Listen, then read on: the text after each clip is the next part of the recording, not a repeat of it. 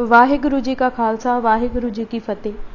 Punjabi audio book YouTube channel सुन रहे सारे ਸਰੋਤਿਆਂ ਨੂੰ ਮੇਰੇ ਸੁਤੰਤਰ ਕੌਰ ਵੱਲੋਂ ਪਿਆਰ ਭਰੀ ਸਤਿ ਸ਼੍ਰੀ ਅਕਾਲ। ਅੱਜ ਅਸੀਂ ਗਦਰੀ ਬਾਬੇ ਕੌਣ ਸਨ ਕਿਤਾਬ ਦਾ ਅਗਲਾ ਭਾਗ ਪੜ੍ਹਨ ਜਾ ਰਹੇ ਹਾਂ। ਪੰਨਾ ਨੰਬਰ 193।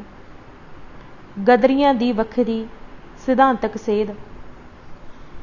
ਇਸ ਦੀ ਤੁਲਨਾ ਵਿੱਚ ਅਮਰੀਕਾ ਜਾਂ ਕੈਨੇਡਾ ਅੰਦਰ ਕਿਸੇ ਵੀ ਸਿੱਖ ਸੰਸਥਾ ਵੱਲੋਂ ਹਾਰਡਿੰਗ ਉੱਤੇ ਹੋਏ ਹਮਲੇ ਦੀ ਘਟਨਾ ਉੱਤੇ ਅਜਿਹਾ ਹੋਸ਼ਾ ਅਤੇ ਭੜਕੀਲਾ ਪ੍ਰਤੀਕਰਮ ਜ਼ਾਹਿਰ ਕੀਤੇ ਜਾਣ ਦਾ ਕੋਈ ਸਮਾਚਾਰ ਨਹੀਂ ਮਿਲਦਾ।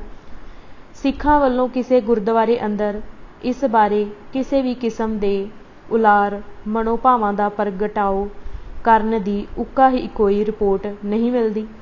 ਸਪਸ਼ਟ ਹੈ ਕਿ ਜਿਸ ਘਟਨਾ ਉੱਤੇ ਹਿੰਦੂ ਵਿਦਿਆਰਥੀ ਅਤੇ ਲਾਲਾ ਹਰਦਿਆਲ ਵਰਗੇ ਬੁੱਧੀਮਾਨ ਲੋਕ ਖੁਸ਼ੀ ਵਿੱਚ ਆਪੇ ਤੋਂ ਬਾਹਰ ਹੋਏ ਫਿਰਦੇ ਸਨ, ਸਿੱਖਾਂ ਨੇ ਉਸ ਘਟਨਾ ਨੂੰ ਬਹੁਤਾ ਨਹੀਂ ਸੀ ਗੌਲਿਆ। ਆਪਣੇ ਕੁਦਰਤੀ ਸੁਭਾਅ ਅਨੁਸਾਰ ਉਹ ਨੇੜ ਭਵਿੱਖ ਵਿੱਚ ਲੜੀ ਜਾਣ ਵਾਲੀ ਲੜਾਈ ਲਈ ਆਪਣੇ ਹੀ ਢੰਗ ਨਾਲ ਤਿਆਰ ਹੋ ਰਹੇ ਸਨ। ਉਹਨਾਂ ਦਾ ਸਮਾਜਿਕ ਇਲਮ ਨੈਤਿਕ ਤੌਰ 'ਤੇ ਸੰਵੇਦਨਸ਼ੀਲ ਸੀ ਅਤੇ ਇਸ ਦੀਆਂ ਜੜ੍ਹਾਂ ਸਿੱਖ ਸੱਭਿਆਚਾਰ ਵਿੱਚ ਲੱਗੀਆਂ ਹੋਈਆਂ ਸਨ। ਉਹਨਾਂ ਦੀ ਰਾਜਸੀ ਰਣਨੀਤੀ ਅਤੇ ਤਰੀਕਾਕਾਰ ਉਹਨਾਂ ਦੇ ਸੱਭਿਆਚਾਰ ਨਾਲ ਇਕਸੁਰ ਸੀ। ਉਹਨਾਂ ਅੰਦਰ ਹਿੰਦੂ ਮੱਧ ਵਰਗੀ ਕ੍ਰਾਂਤੀਕਾਰੀਆਂ ਵਾਂਗੂ ਪੱਛਮ ਦੇ ਅਰਾਜਕਤਾਵਾਦੀਆਂ ਦੀ ਨਕਲ ਕਰਨ ਦੀ ਤਾਂਘ ਪੈਦਾ ਨਹੀਂ ਹੋਈ ਸੀ। ਉਹ ਆਪਣੇ ਹੀ ਦੇਸੀ ਅਤੇ ਮੌਲਿਕ ਢੰਗਾਂ ਨਾਲ ਲੜੇ ਸਨ। ਪ੍ਰਸ਼ਨ: ਪਰ ਗਦਰ ਅਖਬਾਰ ਵਿੱਚ ਲਾਲਾ ਹਰਦਿਆਲ ਦੇ ਅਰਾਜਕਤਾਵਾਦੀ ਵਿਚਾਰ ਲਗਾਤਾਰ ਛਪਦੇ ਰਹੇ ਸਨ। ਗਦਰੀਆਂ ਦੀਆਂ ਕਾਫੀ ਸਾਰੀਆਂ ਕਵਿਤਾਵਾਂ ਵਿੱਚੋਂ ਵੀ ਇਸ ਸੋਚ ਦੀ ਤਕੜੀ ਝਲਕ ਮਿਲਦੀ ਹੈ।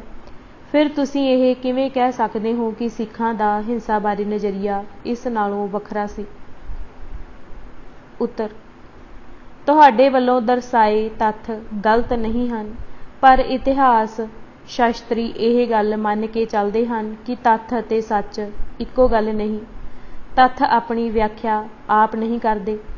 ਇਸੇ ਕਰਕੇ ਕਿਹਾ ਜਾਂਦਾ ਹੈ ਕਿ ਤੱਥਾਂ ਤੋਂ ਸੱਚ ਲੱਭੋ। ਤੱਥਾਂ ਤੋਂ ਸੱਚ ਲੱਭਣ ਦਾ ਖਰਾ ਵਿਗਿਆਨਿਕ ਤਰੀਕਾ ਇਹ ਹੈ ਕਿ ਕਿਸੇ ਵਸਤੂ ਜਾਂ ਵਰਤਾਰੇ ਦਾ ਸਿਰਫ ਬਾਹਰੀ ਰੂਪ ਨਾ ਵੇਖੋ, ਇਸ ਦਾ ਅੰਤਰੀਵ ਤੱਤ ਪਛਾਣੋ। ਗਦਰ ਲਹਿਰ ਦੀ ਗੱਲ ਕਰੀਏ ਤਾਂ ਇੱਕ ਪਾਸੇ ਇਸ ਦੀਆਂ ਲਿਖਤਾਂ ਦਸਤਾਵੇਜ਼ ਹਨ, ਦੂਜੇ ਪਾਸੇ ਇਸ ਦਾ ਠੋਸ ਅਮਲ ਹੈ। ਇਸ ਦੇ ਇਹਨਾਂ ਦੋਵਾਂ ਪੱਖਾਂ ਨੂੰ ਮੇਲ ਕੇ ਹੀ ਇਸ ਬਾਰੇ ਠੀਕ ਨਿਰਣਾ ਕੀਤਾ ਜਾ ਸਕਦਾ ਹੈ।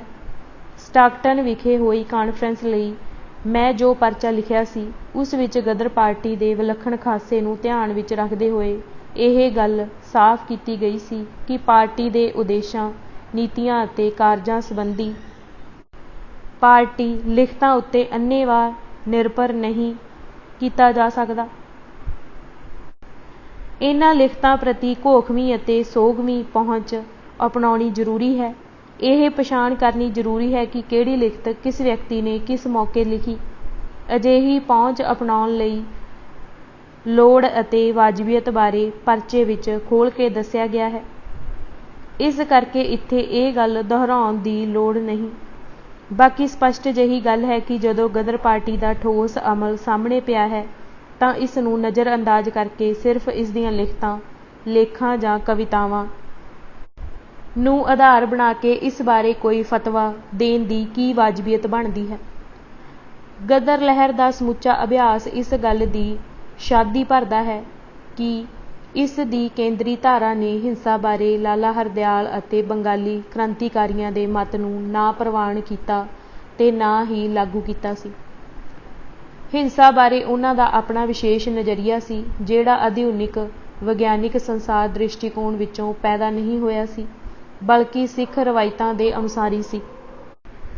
ਇਸ ਦਾ ਕਾਰਨ ਇਹ ਸੀ ਕਿ ਗਦਰੀ ਬਾਬੇ ਸਿੱਖ ਸੱਭਿਆਚਾਰ ਵਿਰਸੇ ਨਾਲ ਜੁੜੇ ਹੋਏ ਸਨ। ਉੱਚ ਜਾਤੀ ਹਿੰਦੂ ਮੱਧ ਵਰਗ ਦੇ ਲੋਕਾਂ ਨਾਲੋਂ ਉਹਨਾਂ ਦਾ ਇਹ ਬਹੁਤ ਹੀ ਅਹਿਮ ਅਤੇ ਬੁਨਿਆਦੀ ਫਰਕ ਸੀ। ਕਵਿਤਾਵਾਂ ਵਿੱਚ ਬੇਸ਼ੱਕ ਉਹਨਾਂ ਨੇ ਫਰੰਗੀਆਂ ਨੂੰ ਕਤਲ ਕਰਨ ਦੇ ਹੋਕੇ ਦਿੱਤੇ ਸਨ। ਕਵਿਤਾ ਵਿੱਚ ਤਾਂ ਉਹ ਇਹ ਕਹਿਣ ਤੱਕ ਚਲੇ ਗਏ ਸਨ ਕਿ ਗੱਡ ਦਿਓ ਜੰਗ ਦੀਆਂ ਲਾਲ ਝੰਡੀਆਂ, ਵੱਢ ਦਿਓ ਗੋਰੇ, ਮੇਮਾ ਕਰ ਦਿਓ ਰੰਡੀਆਂ, 4 ਤੇ ਕਰੋੜ ਇੱਥੇ ਗੋਰੇ ਵਾਸਤੇ, 33 ਤੇ ਕਰੋੜ ਨੇ ਹਿੰਦੀ ਵਸਦੇ।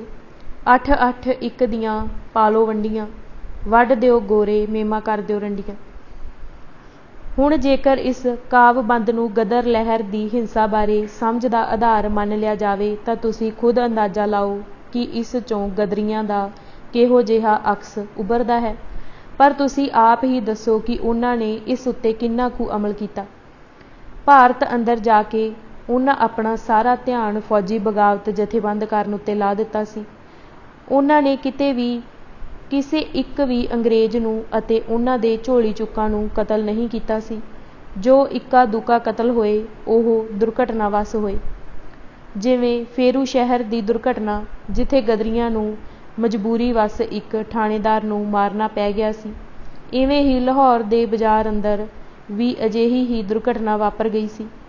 ਹਥਿਆਰਬੰਦ ਲਹਿਰ ਅੰਦਰ ਅਜਿਹੀਆਂ ਵਾਰਦਾਤਾਂ ਵਾਪਰ ਜਾਣੀਆਂ ਸੁਭਾਵਿਕ ਹੁੰਦੀਆਂ ਹਨ। ਇਹਨਾਂ ਤੋਂ ਲਹਿਰ ਦਾ ਕੇਂਦਰੀ ਤੱਤ ਨਿਰਧਾਰਤ ਨਹੀਂ ਹੁੰਦਾ। ਜਿਹੜਾ ਕੁਝ ਬਦਨਾਮ ਮੁਖਬਰਾਂ ਨੂੰ ਕਤਲ ਕੀਤਾ ਗਿਆ ਉਹ ਲਹਿਰ ਦੇ ਅਸਫਲ ਹੋ ਜਾਣ ਤੋਂ ਬਾਅਦ ਦਾ ਵਰਤਾਰਾ ਹੈ। ਪਹਿਲਾਂ ਗਦਰੀਆਂ ਦੀ ਸਾਰੀ ਸੁੱਤਾ ਬਗਾਵਤ ਕਰਨ ਉੱਤੇ ਹੀ ਟਿਕੀ ਰਹੀ ਸੀ। ਪ੍ਰਸ਼ਨ: ਪਰ ਕੁਝ ਚੰਗੇ ਭਲੇ ਵਿਦਵਾਨਾਂ ਜਿਵੇਂ ਹਰੀਸ਼ ਪੁਰੀ ਅਤੇ ਡਾਕਟਰ ਸੁਰਜੀਤ ਹਾਂਸ ਨੇ ਤਾਂ ਗਦਰੀਆਂ ਦੀਆਂ ਕਵਿਤਾਵਾਂ ਦੇ ਆਧਾਰ ਤੇ ਹੀ ਗਦਰ ਲਹਿਰ ਬਾਰੇ ਕਾਫੀ ਨਾਪੱਖੇ ਨਿਰਣੇ ਕੱਢ ਮਾਰੇ ਹਨ। ਡਾਕਟਰ ਹਾਂਸ ਨੇ ਤਾਂ ਇਹਨਾਂ ਕਵਿਤਾਵਾਂ ਨੂੰ ਗਦਰ ਪਾਰਟੀ ਦੇ ਕਾਵਿ ਰੂਪੀ ਪ੍ਰੋਗਰਾਮ ਦਾ ਨਾਉਂ ਦਿੱਤਾ ਹੈ। ਇਸ ਬਾਰੇ ਤੁਹਾਡਾ ਕੀ ਵਿਚਾਰ ਹੈ? ਉੱਤਰ: ਇਸ ਦੀ ਵਿਆਖਿਆ ਪਹਿਲਾਂ ਹੀ ਹੋ ਚੁੱਕੀ ਹੈ। ਕੋਈ ਵੀ ਲਹਿਰ ਜਿਸ ਵਿੱਚ ਲੋਕਾਂ ਨੇ ਆਪਣੇ ਸਿਰਾਂ ਦੀਆਂ ਬਾਜ਼ੀਆਂ ਲਾ ਦਿੱਤੀਆਂ ਹੋਣ, ਉਸ ਬਾਰੇ ਕੋਈ ਵੀ ਟਿੱਪਣੀ ਜ਼ਿੰਮੇਵਾਰੀ ਦੇ ਪੂਰਨ ਅਹਿਸਾਸ ਨਾਲ ਪੂਰਾ ਮਿਣ ਤੋਲ ਕੇ ਕਰਨੀ ਚਾਹੀਦੀ ਹੈ। ਜਿਹੜਾ ਵਿਦਵਾਨ ਜ਼ਿੰਮੇਵਾਰੀ ਦੇ ਅਹਿਸਾਸ ਤੋਂ ਕੰਮ ਨਹੀਂ ਲੈਂਦਾ ਅਤੇ ਬੌਧਿਕ ਕਾਰਜ ਦੇ ਨਾਂ ਥੱਲੇ ਆਪਣੀ ਅੰਤਰਮੁਖਤਾ ਦੀ ਗੱਤਕੇਬਾਜ਼ੀ ਕਰਦਾ ਹੈ, ਉਹ ਕਿਸੇ ਗੰਭੀਰ ਟਿੱਪਣੀ ਦੇ ਲਾਇਕ ਨਹੀਂ। ਉਸ ਨੂੰ ਬਹੁਤਾ ਗੌਲਣ ਦੀ ਲੋੜ ਨਹੀਂ। ਗੱਲਬਾਤ ਦੇ ਅਸਲੀ ਵਿਸ਼ੇ ਉੱਤੇ ਹੀ ਟਿਕੇ ਰਹੀਏ ਤਾਂ ਬਿਹਤਰ ਹੋਵੇਗਾ। ਮਿਸ਼ਨ ਵੱਡਾ ਸੀ। ਆਪਾਂ ਗਦਰੀਆਂ ਵੱਲੋਂ ਖੁੱਲ੍ਹਾ ਪ੍ਰਚਾਰ ਕਰਨ ਬਾਰੇ ਗੱਲ ਕਰ ਰਹੇ ਸੀ। ਇਸ ਬਾਰੇ ਇੱਕ ਗਲਤ ਮਨੌਤ ਪੂਰੀ ਤਰ੍ਹਾਂ ਰੱਦ ਕਰ ਦੇਣੀ ਚਾਹੀਦੀ ਹੈ ਕਿ ਗਦਰੀਆਂ ਨੇ ਜੋ ਕੀਤਾ ਬਿਨਾਂ ਸੋਚੇ ਸਮਝੇ ਨਿਰੋਲ ਮਨੋਭਾਵਾਂ ਦੇ ਅੰਨ੍ਹੇ ਵੇਗ ਹੇਠ ਕੀਤਾ। ਬਾਬਿਆਂ ਦੀਆਂ ਆਪਣੀਆਂ ਮੌਲਿਕ ਲਿਖਤਾਂ ਸਾਹਮਣੇ ਆ ਜਾਣ ਤੋਂ ਬਾਅਦ ਵੀ ਜੇਕਰ ਕੋਈ ਵਿਦਵਾਨ ਇਸ ਗਲਤ ਮਨੌਤ ਨੂੰ ਤਿਆਗਣ ਅਤੇ ਇਸ ਦੀ ਰੌਸ਼ਨੀ ਵਿੱਚ ਆਪਣੀਆਂ ਗਲਤ ਧਾਰਨਾਵਾਂ ਨੂੰ ਸੋਧਣ ਲਈ ਤਿਆਰ ਨਹੀਂ ਹੁੰਦਾ ਤਾਂ ਬੁੱਧੀ ਨਾਲੋਂ ਵੱਧ ਉਹਦੀ ਸੁਹਿਰਦਤਾ ਬਾਰੇ ਸ਼ੱਕ ਕਰਨਾ ਪੂਰੀ ਤਰ੍ਹਾਂ ਜਾਇਜ਼ ਹੈ। ਇੱਥੇ ਇਹ ਗੱਲ ਇੱਕ ਵਾਰ ਫਿਰ ਚਿਤਾਰਨੀ ਪੈ ਰਹੀ ਹੈ ਕਿ ਬਾਬਾ ਸੋਹਣ ਸਿੰਘ ਭਕਨਾ ਦੀ ਮੇਰੀ ਰਾਮ ਕਹਾਣੀ ਨੂੰ ਬਹੁਤ ਹੀ ਨੀਝ ਲਾ ਕੇ ਪੜ੍ਹਨ ਦੀ ਲੋੜ ਹੈ। ਇਸ ਵਿੱਚ ਬਾਬਾ ਜੀ ਨੇ ਉਹਨਾਂ ਦੇ ਸਾਹਮਣੇ ਜੋ ਹਾਲਤਾਂ ਪੇਸ਼ ਸਨ ਉਹਨਾਂ ਬਾਰੇ ਅਤੇ ਇਹਨਾਂ ਹਾਲਤਾਂ ਦੇ ਮੱਦੇਨਜ਼ਰ ਗਦਰ ਪਾਰਟੀ ਵੱਲੋਂ ਤਿਆਰ ਕੀਤੀ ਗਈ ਕਾਰਜ ਯੋਜਨਾ ਅਤੇ ਕਾਰਜ ਵਿਧੀ ਬਾਰੇ ਬਹੁਤ ਹੀ ਭਾਵਪੂਰਤ ਅਤੇ ਸਪਸ਼ਟ ਵਿਚਾਰ ਪੇਸ਼ ਕੀਤੇ ਹਨ। ਇਸ ਨੂੰ ਪੜ੍ਹ ਕੇ ਹੀ ਇਹ ਗੱਲ ਦਾਅਵੇ ਨਾਲ ਕਹੀ ਜਾ ਸਕਦੀ ਹੈ ਕਿ ਗਦਰੀ ਬਾਬਿਆਂ ਦਾ ਹਰ ਕਰਮ ਉੱਚੇ ਦਰਜੇ ਦੀ ਚੇਤਨਾ ਅਤੇ ਸੰਜੀਦਾ ਸੋਚ ਵਿਚਾਰ ਵਿੱਚੋਂ ਨਿਕਲਿਆ ਹੋਇਆ ਸੀ। ਉਹਨਾਂ ਕੋਲੋਂ ਬਹੁਤ ਕੁਝ ਸਿੱਖਣ ਦੀ ਲੋੜ ਹੈ, ਪਰ ਇਹ ਅਹਿਸਾਸ ਉਹਨਾਂ ਨੂੰ ਹੀ ਹੋ ਸਕਦਾ ਹੈ ਜਿਨ੍ਹਾਂ ਨੂੰ ਬਾਬਿਆਂ ਦੇ ਆਦਰਸ਼ਾਂ ਨਾਲ ਦਿਲੀ ਮੁਹੱਬਤ ਹੈ ਅਤੇ ਜਿਨ੍ਹਾਂ ਦੇ ਹਿਰਦਿਆਂ ਅੰਦਰ ਇਹਨਾਂ ਆਦਰਸ਼ਾਂ ਨੂੰ ਅਮਲ ਵਿੱਚ ਸਾਕਾਰ ਕਰਨ ਦਾ ਜਜ਼ਬਾ ਅਤੇ ਤੜਫ ਹੈ। ਬਾਬਾ ਭਕਨਾ ਨੇ ਪਾਰਟੀ ਵੱਲੋਂ ਖੁੱਲ੍ਹਾ ਪ੍ਰਚਾਰ ਕੀਤੇ ਜਾਣ ਦੀ ਵਾਜਬੀਅਤ ਇਹਨਾਂ ਲਫ਼ਜ਼ਾਂ ਵਿੱਚ ਦਰਸਾਈ ਹੈ। ਇੱਥੇ ਇੱਕ ਗੱਲ ਦੱਸ ਦੇਣੀ ਜ਼ਰੂਰੀ ਹੈ, ਉਸ ਨੂੰ ਸਾਡੀ ਨਿਰਭੈਤਾ ਸਮਝੋ ਚਾਹੇ ਬੇਵਕੂਫੀ। ਉਹ ਇਹ ਕਿ ਅਸੀਂ ਲੋਕ ਪੂਰੇ ਨਿਰਭੈ ਹੋ ਕੇ ਆਪਣੇ ਉਦੇਸ਼ਾਂ ਦਾ ਪ੍ਰਚਾਰ ਆਮ ਜਨਤਾ ਵਿੱਚ ਖੁੱਲ੍ਹਾ ਡੁੱਲ੍ਹਾ ਕਰਦੇ ਸਾਂ। ਸਾਨੂੰ ਕਿਸੇ ਗੌਰਮੈਂਟ ਜਾਂ ਮੌਤ ਦਾ ਰਤਾ ਜਿੰਨਾ ਵੀ ਭੈ ਨਹੀਂ ਸੀ। ਜੇ ਕਿਸੇ ਨੂੰ ਸ਼ੱਕ ਹੋਵੇ ਕਿ ਇਹ ਖੁੱਲ੍ਹਮ ਖੁੱਲ੍ਹਾ ਪ੍ਰਚਾਰ ਸਾਡੇ ਅੱਲੜਪੁਣੇ ਦਾ ਸਿੱਟਾ ਸੀ ਤਾਂ ਉਸ ਨੂੰ ਸਮਝ ਲੈਣਾ ਚਾਹੀਦਾ ਏ ਕਿ ਜੋ ਉਪਦੇਸ਼ ਨਿਰਾ ਅਗਿਆਨ ਅਵਸਥਾ ਵਿੱਚ ਕੀਤਾ ਜਾਂਦਾ ਹੈ, ਜਦੋਂ ਉਸ ਉਪਦੇਸ਼ ਦੇ ਸਾਹਮਣੇ ਮੌਤ ਦਾ ਸਵਾਲ ਆਉਂਦਾ ਏ ਤਾਂ ਉਹ ਕਦੀ ਆਪਣੇ ਪੈਰਾਂ 'ਤੇ ਅਡੋਲ ਨਹੀਂ ਰਹਿ ਸਕਦਾ। ਐਪਰ ਸਾਡੇ ਆਦਮੀਆਂ ਦੀ ਹਾਲਤ ਇਸ ਤੋਂ ਉੱਕੀ ਉਲਟ ਸੀ। ਉਹ ਜਿਉਂ-ਜਿਉਂ ਮੌਤ ਦੇ ਨੇੜੇ ਢੁਕਦੇ ਜਾਂਦੇ ਸਨ, ਤਿਉਂ-ਤਿਉਂ ਉਹਨਾਂ ਦੇ ਮਨ ਫੁੱਲ ਵਾਂਗੂ ਖਿੜਦੇ ਜਾਂਦੇ ਸਨ। ਇਸ ਤੋਂ ਸਾਫ਼ ਸਿੱਧ ਹੈ ਕਿ ਗਦਰ ਪਾਰਟੀ ਦਾ ਪ੍ਰਚਾਰ ਅਗਿਆਨ ਅਵਸਥਾ ਵਿੱਚ ਨਹੀਂ ਸੀ, ਸਗੋਂ ਉਹ ਇਸ ਮਾਮਲੇ ਵਿੱਚ ਪੂਰੇ ਜਾਣੂ ਹੋ ਕੇ ਮੈਦਾਨ ਵਿੱਚ ਨਿਤਰੇ ਸਨ। ਕਿਉਂ ਜੋ ਅਸੀਂ ਜਾਣਦੇ ਸਾਂ ਕਿ ਜਦੋਂ ਤੱਕ ਖੁੱਲ੍ਹਮ-ਖੁੱਲ੍ਹਾ ਪ੍ਰਚਾਰ ਨਾ ਕੀਤਾ ਜਾਊ ਅਤੇ ਹੱਸ-ਹੱਸ ਫਾਹੇ ਨਹੀਂ ਚੜ੍ਹਿਆ ਜਾਊ, ਤਦ ਤੱਕ ਇਸ ਮੁਰਦਾ ਕੌਮ ਦੇ ਦਿਲ ਵਿੱਚੋਂ ਮੌਤ ਦਾ ਭੈ ਨਿਕਲਣਾ ਅਸੰਭਵ ਹੈ।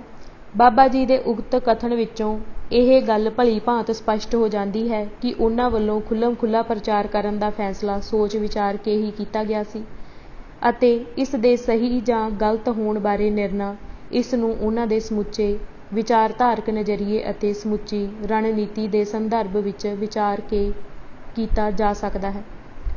ਜਿਵੇਂ ਕਿ ਪਹਿਲਾਂ ਗੱਲ ਹੋ ਚੁੱਕੀ ਹੈ, ਬੰਗਾਲੀ ਕ੍ਰਾਂਤੀਕਾਰੀਆਂ ਵਾਂਗੂ ਗਦਰੀ ਬਾਬਿਆਂ ਦੀ ਟੇਕ ਥੋੜ੍ਹੇ ਜਿਹੇ ਚੁਣਵੇਂ ਸੂਰਮਿਆਂ ਦੇ ਦਲੇਰੀ ਭਰੇ ਕਾਰਨਾਮਿਆਂ ਉੱਤੇ ਹੀ ਨਹੀਂ ਸੀ। ਉਹ ਫੌਜੀ ਬਗਾਵਤ ਨੂੰ ਜਨਤਕ ਵਿਦਰੋਹ ਨਾਲ ਅਲੱਗ ਕਰਕੇ ਨਹੀਂ ਦੇਖਦੇ ਸਨ।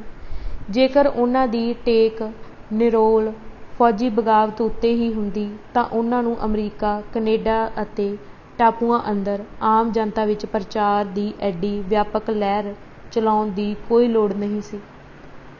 ਉਹ ਥੋੜ੍ਹੇ ਜਿਹੇ ਬੰਦਿਆਂ ਦੇ ਆਸਰੇ ਫੌਜ ਅੰਦਰ ਗੁਪਤ ਸੰਪਰਕ ਗੰਢ ਸਕਦੇ ਸਨ ਅਤੇ ਬਗਾਵਤ ਦਾ ਯਤਨ ਕਰ ਸਕਦੇ ਸਨ।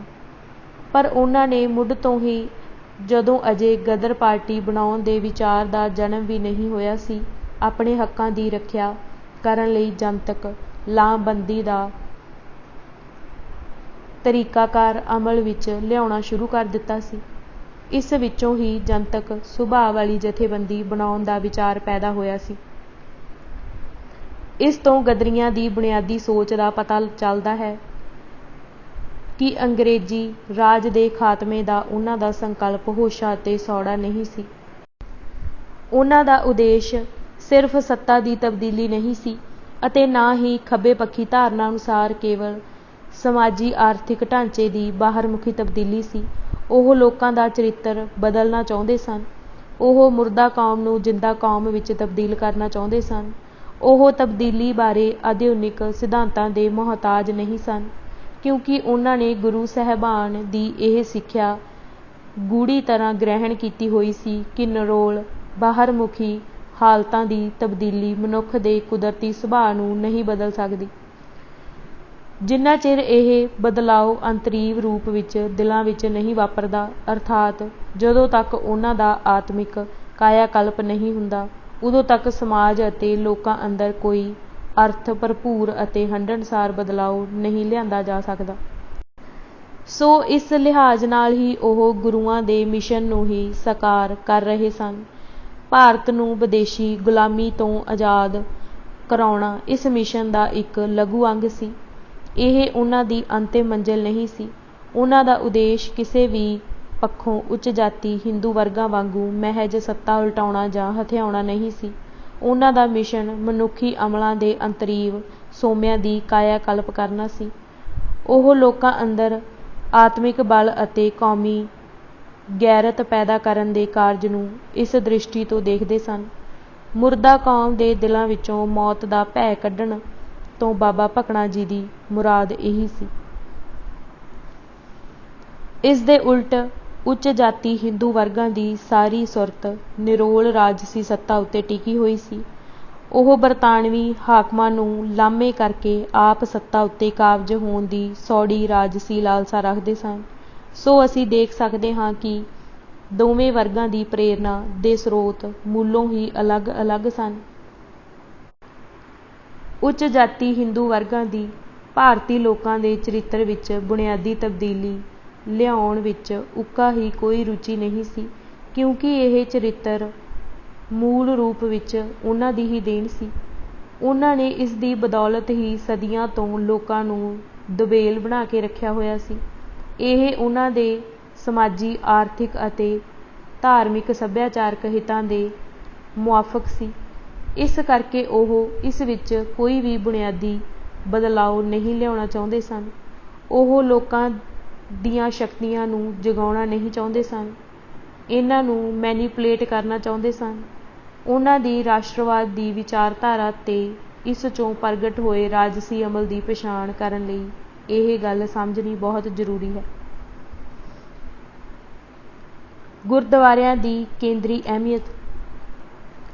ਗਦਰੀ ਬਾਬਿਆਂ ਦੇ ਸਮੁੱਚੇ ਮਿਸ਼ਨ ਨੂੰ ਧਿਆਨ ਵਿੱਚ ਰੱਖਦੇ ਹੋਏ ਇਸ ਵਿੱਚ ਗੁਰਦੁਆਰਿਆਂ ਦੀ ਕੇਂਦਰੀ ਅਹਿਮੀਅਤ ਸਵੈ ਸਿੱਧ ਸਪਸ਼ਟ ਹੋ ਜਾਂਦੀ ਹੈ। ਗੁਰੂਆਂ ਦੇ ਵੇਲੇ ਤੋਂ ਹੀ ਗੁਰਦੁਆਰੇ ਸਿੱਖੀ ਦੇ ਪ੍ਰਚਾਰ ਪ੍ਰਸਾਰ ਅਤੇ ਸਿੱਖ ਜਥੇਬੰਦੀ ਅਤੇ ਲਾਮਬੰਦੀ ਦਾ ਧੁਰਾ ਰਹੇ ਹਨ। ਇਸ ਕਰਕੇ ਗਦਰ ਲਹਿਰ ਅੰਦਰ ਵੀ ਗੁਰਦੁਆਰੇ ਸਹਿਜ ਭਾਅ ਹੀ ਲਹਿਰ ਦਾ ਕੇਂਦਰ ਬਣ ਗਏ ਸਨ। ਰਾਜਵਿੰਦਰ ਸਿੰਘ ਰਾਹੀ ਨੇ ਗਦਰ ਲਹਿਰ ਦੇ ਵਰਤਾਰੇ ਦਾ ਗਹਿਰਾ ਅਤੇ ਭਰਵਾਂ ਅਧਿਐਨ ਕਰਨ ਤੋਂ ਬਾਅਦ ਇਹ ਸੱਚ ਉਜਾਗਰ ਕੀਤਾ ਹੈ ਕਿ ਇਸ ਲਹਿਰ ਦਾ ਜਨਮ ਅਤੇ ਵਿਕਾਸ ਗੁਰਦੁਆਰਿਆਂ ਨਾਲ ਜੁੜ ਕੇ ਹੀ ਹੋਇਆ। ਜਿੱਥੇ ਗੁਰਦੁਆਰੇ ਪਹਿਲਾਂ ਬਣ ਗਏ ਉੱਥੇ ਸੰਘਰਸ਼ ਪਹਿਲਾਂ ਸ਼ੁਰੂ ਹੋ ਗਿਆ।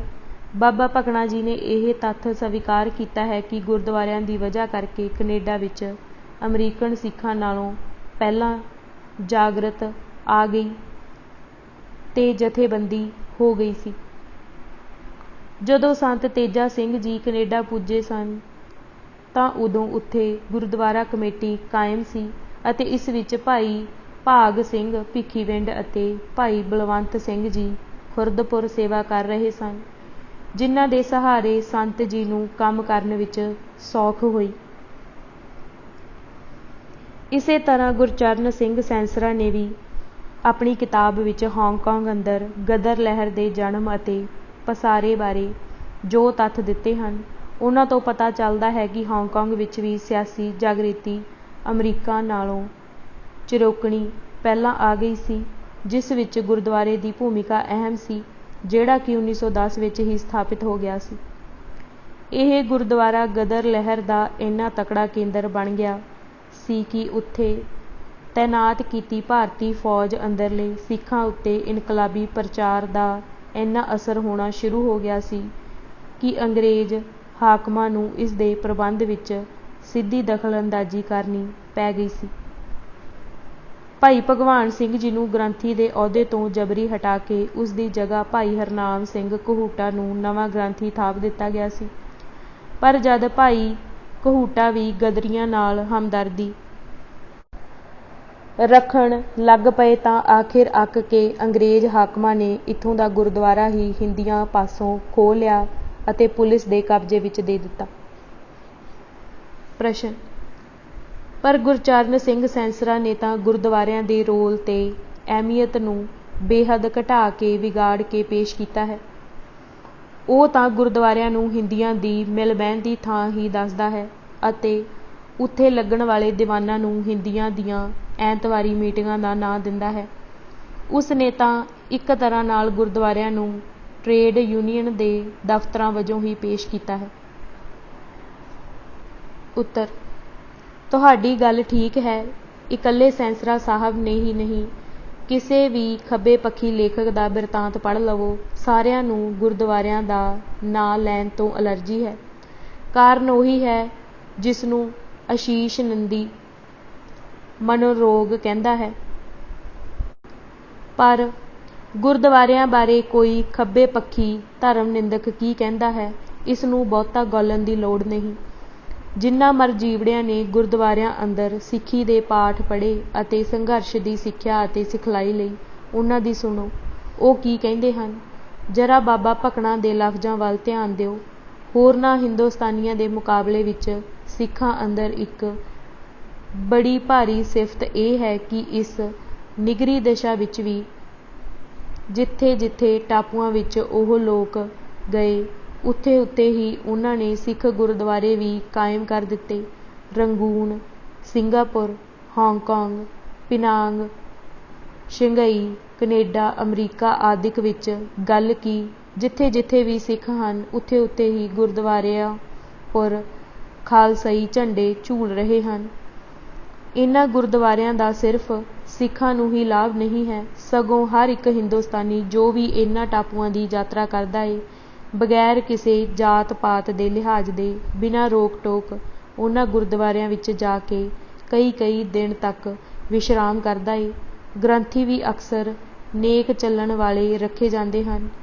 ਮੈਂ 1914 ਵਿੱਚ ਪਿਨਾਂਗ ਦੇ ਗੁਰਦੁਆਰੇ ਵਿੱਚ ਇੱਕ ਦੇਵਤਾ ਸਰੂਪ ਗ੍ਰੰਥੀ ਸਾਹਿਬ ਦੇ ਦਰਸ਼ਨ ਕੀਤੇ, ਜਿਨ੍ਹਾਂ ਦੇ ਪ੍ਰੇਮ ਦਾ ਮੇਰੇ ਦਿਲ ਪਰ ਬਹੁਤ ਡੂੰਘਾ ਅਸਰ ਪਿਆ।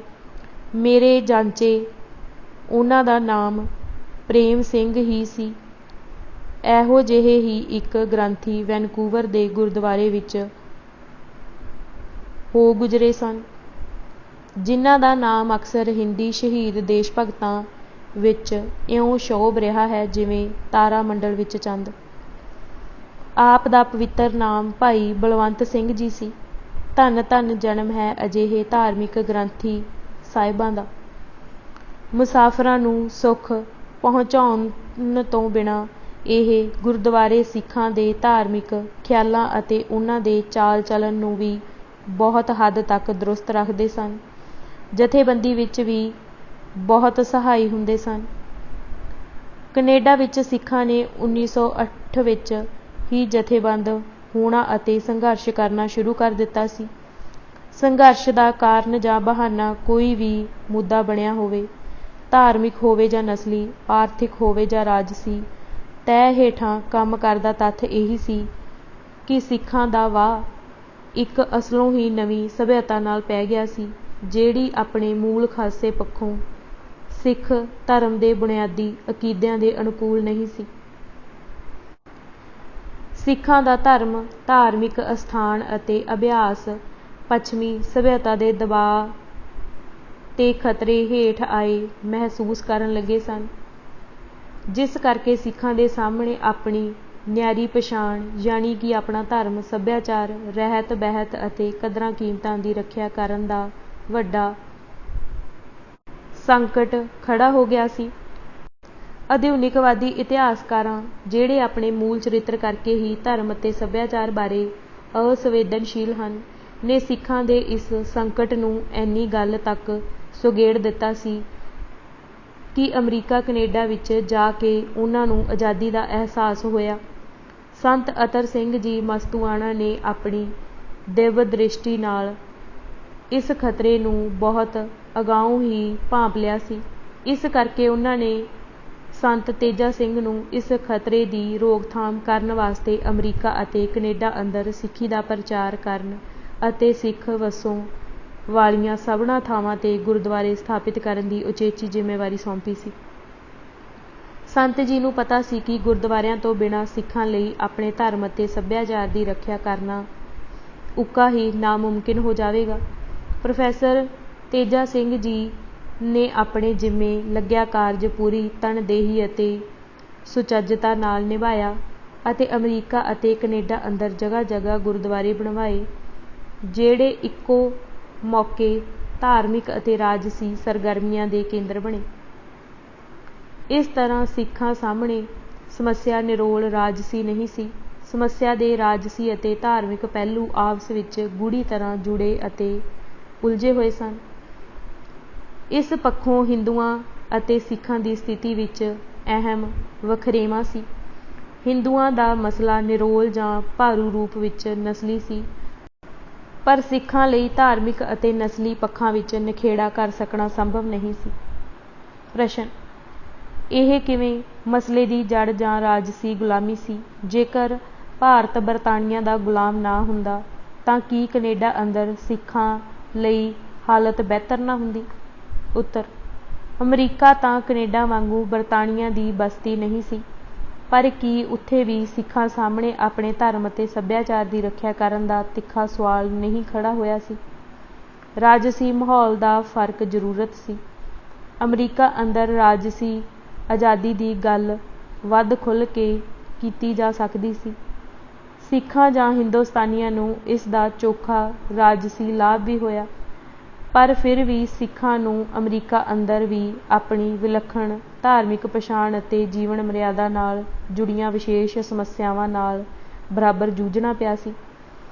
ਕੈਨੇਡਾ ਅਤੇ ਅਮਰੀਕਾ ਦੋਵਾਂ ਹੀ ਦੇਸ਼ਾਂ ਅੰਦਰ ਸਿੱਖਾਂ ਦੇ ਸਾਹਮਣੇ ਸਭ ਤੋਂ ਵੱਡਾ ਸਵਾਲ ਆਪਣੇ ਕਕਾਰਾਂ ਦੀ ਰੱਖਿਆ ਕਰਨਾ ਸੀ, ਕਿਉਂਕਿ ਪੱਛਮੀ ਸਭਿਅਤਾ ਦਾ ਸਭ ਤੋਂ ਪਹਿਲਾ ਅਤੇ ਸਭ ਤੋਂ ਘਾਤਕ ਵਾਰ ਸਿੱਖਾਂ ਉੱਤੇ ਕਰਾਰਾਂ ਦਾ ਹੁੰਦਾ ਸੀ।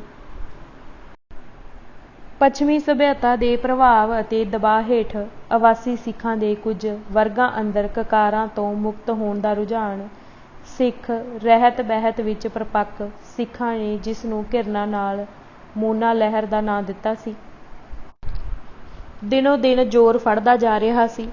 ਖਾਲਸਾ ਦੀਵਾਨ ਸੁਸਾਇਟੀ ਵੈਨਕੂਵਰ ਨੇ ਇਸ ਪਤਿਤਪੁਣੇ ਦੇ ਰੁਝਾਨ ਦੀ ਰੋਕਥਾਮ ਕਰਨ ਲਈ ਕੁਝ ਸਖਤ ਫੈਸਲੇ ਲਏ, ਜਿਵੇਂ ਕਿ ਪਤਿਤ ਹੋਏ ਸਿੱਖਾਂ ਦਾ ਸਮਾਜਿਕ ਬਾਈਕਾਟ ਕਰਨਾ ਅਤੇ ਕਿਸੇ ਵੀ ਮੋਨੇ ਸਿੱਖ ਨੂੰ ਗੁਰਦੁਆਰੇ ਦੀ ਇੰਤਜ਼ਾਮੀਅਤ ਕਮੇਟੀ ਦਾ ਮੈਂਬਰ ਨਾ ਬਣਾਉਣਾ ਆਦਿ।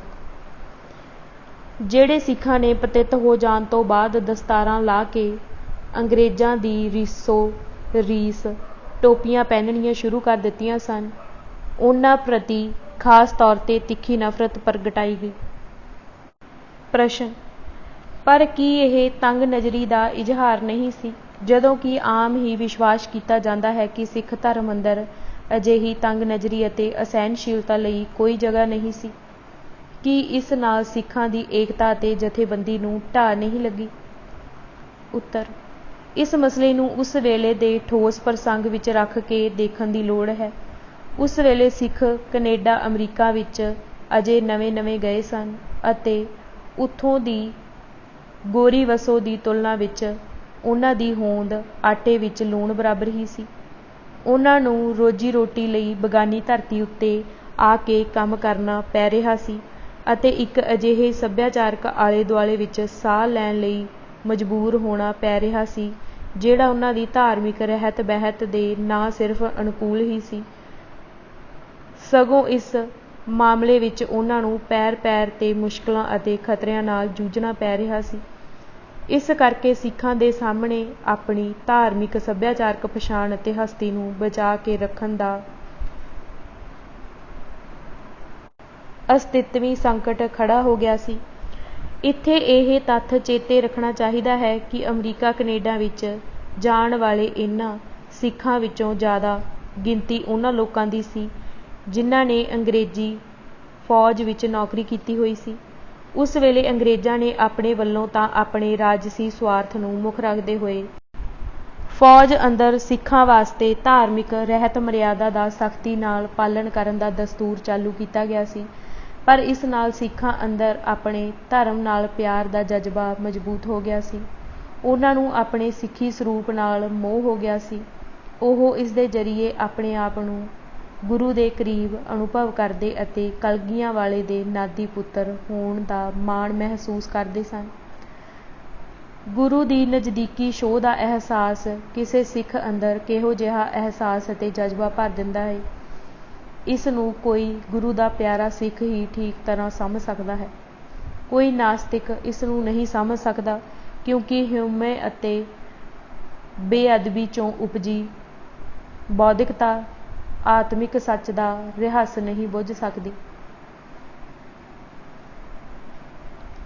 ਇਸ ਤਰ੍ਹਾਂ ਗੁਰੂ ਵੱਲੋਂ ਨਿਰਧਾਰਤ ਕੀਤੀ ਰਹਿਤ ਮਰਿਆਦਾ ਦੇ ਧਾਰਨੀ ਸਿੱਖਾਂ ਵਾਸਤੇ ਇਹ ਗੱਲ ਸਮਝਣੀ ਉੱਕਾ ਹੀ ਮੁਸ਼ਕਿਲ ਨਹੀਂ ਹੈ ਕਿ 20ਵੀਂ ਸਦੀ ਦੇ ਮੁੱਢ ਅੰਦਰ ਅਮਰੀਕਾ ਕੈਨੇਡਾ ਦੀ ਧਰਤੀ 'ਤੇ ਪੁੱਜੇ ਸਾਬਕਾ ਸਿੱਖ ਫੌਜੀਆਂ ਦੇ ਮਨ ਸਿੱਖੀ ਸਰੂਪ ਦੇ ਮਸਲੇ ਬਾਰੇ ਬੇਹੱਦ ਸੰਵੇਦਨਸ਼ੀਲ ਸਨ।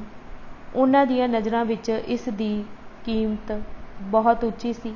ਇਸ ਕਰਕੇ ਉਹ ਆਪਣੇ ਵਿਰਸੇ ਦੀ ਇਸ ਕੀਮਤੀ ਨਿਸ਼ਾਨੀ ਨੂੰ ਢਾਹ ਲੱਗਦੀ ਦੇਖ ਜਰ ਨਹੀਂ ਸਕਦੇ ਸਨ। ਇਸ ਕਰਕੇ ਹੀ ਉਹਨਾਂ ਨੂੰ ਉਸ ਨਾਜ਼ੁਕ ਅਵਸਥਾ ਵਿੱਚ ਸਿੱਖੀ ਸਰੂਪ ਦੀ ਰੱਖਿਆ ਕਰਨ ਲਈ ਵਧਵਾਂ ਫਿਕਰ ਪ੍ਰਗਟਾਉਣਾ ਅਤੇ ਇਸ ਦੇ ਵਾਸਤੇ ਆਮ ਨਾਲੋਂ ਵੱਧ ਉਪਾਅ ਕਰਨੇ ਪਏ ਸਨ। ਨਾਸਤਕ ਬਿਰਤੀ ਵਾਲੇ ਲੋਕ ਇਸ ਨੂੰ ਕੱਟੜਪੁਣਾ ਕਹਿਣ ਜਾਂ ਤੰਗ ਨਜ਼ਰੀ, ਪਰ ਸੱਚ ਇਹ ਹੈ ਕਿ ਪੱਛਮੀ ਸਭਿਅਤਾ ਦੇ ਗੜ੍ਹ ਅੰਦਰ ਜਾ ਕੇ ਸਿੱਖੀ ਦੀ ਮੋੜੀ ਗੱਡਣ ਵਾਲੇ ਸਿੱਖ ਗਦਰੀ ਜੇਕਰ ਅਜਿਹੀ ਦ੍ਰਿੜਤਾ ਨਾ ਦਿਖਾਉਂਦੇ ਤਾਂ ਨਾ ਤਾਂ ਸਿਰਫ ਅੱਜ ਪੱਛਮੀ ਦੇਸ਼ਾਂ ਅੰਦਰ ਦਸਤਾਰ ਦੇ ਦਰਸ਼ਨ ਕਰਨੇ ਦੁਰਲੱਭ ਹੋਏ ਹੁੰਦੇ, ਸਗੋਂ ਨਾਲ ਹੀ ਵੱਡਾ ਸੱਚ ਇਹ ਵੀ ਹੈ ਕਿ ਸਿੱਖੀ ਸਰੂਪ ਦੀ ਅਣਹੋਂਦ ਵਿੱਚ ਗਦਰ ਲਹਿਰ ਆਪਣੇ ਮੌਲਿਕ ਸਰੂਪ ਵਿੱਚ ਕਦਾਚਿਤ ਪ੍ਰਗਟ ਨਹੀਂ ਹੋ ਸਕਦੀ ਸੀ। ਇਸ ਵਿੱਚ ਉਹ ਤਾਣ ਤੇ ਜਲਾਲ ਪ੍ਰਗਟ ਨਹੀਂ ਹੋਣਾ ਸੀ ਜਿਹੜਾ ਇਸ ਦਾ ਹਸਤਾਖਰ ਹੋ ਨਿਬੜਿਆ ਹੈ। ਤੁਸੀਂ ਚੋਟੀ ਦੇ ਸਿੱਖ ਗਦਰੀਆਂ ਦੀ ਸੂਚੀ ਤਿਆਰ ਕਰ ਲਵੋ ਅਤੇ ਫਿਰ ਉਹਨਾਂ 'ਚੋਂ ਕੱਲੇ ਦੇ ਰੇਖਾ ਚਿੱਤਰ ਪੜ੍ਹ ਕੇ ਦੇਖੋ। ਤੁਹਾਨੂੰ ਉਹਨਾਂ ਵਿੱਚੋਂ ਇੱਕ ਜਾਂ ਦੋ ਜਣਿਆਂ ਨੂੰ ਛੱਡ ਕੇ ਹੋਰ ਕੋਈ ਵੀ ਮੋਨਾ ਨਹੀਂ ਮਿਲੇਗਾ। ਇਹ ਸਭ ਅਕਾਰਨ ਨਹੀਂ ਹੋ ਗਿਆ। ਇਸ ਵਿੱਚ ਸਿੱਖੀ ਸਰੂਪ ਦੀ ਕਰਾਮਾਤ ਦਾ ਵੱਡਾ ਹੱਥ ਹੈ।